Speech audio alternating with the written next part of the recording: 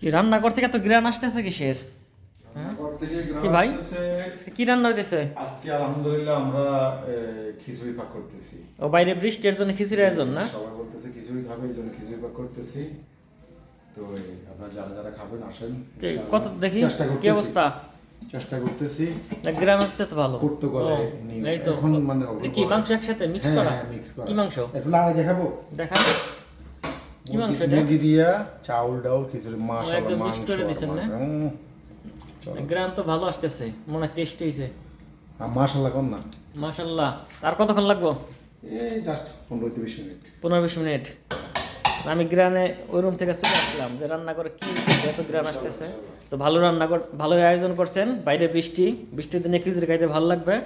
বাংলাদেশে যেমন খাইতাম, আমরা এর এখন দেশ বানাই ফেলাম কি সবাই মিলেমিশে। ইনশাআল্লাহ। যে সময় যা লাগে তাই দিয়া, ঠিক আছে? হ্যাঁ চলবে 100-100। ওকে।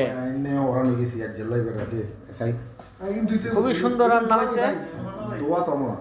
এটা 12 টাকা ম্যাচ শেষ হয়ে যাবে।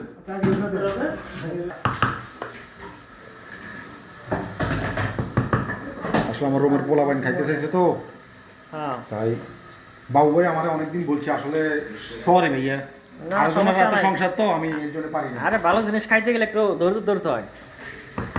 আমরা ধৈর্য ধরেছিলাম, আজকে সাগর ভাই। ভালো জিনিস খাবো, ঠিক আছে? দেখতে হ্যাঁ ঠিক আছে কিনা? খাওয়ার সমস্যা নেই, গাজর মাইরে দিছি। একটু দমে না, একটু পরে বারে। হ হ হয় একটু পরে বারে। আটকে দেন, আটকে দেন।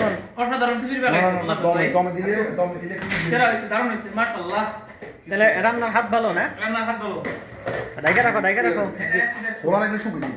গ্রাম সব বেরিয়ে যাইতেছে। হাত ধরলে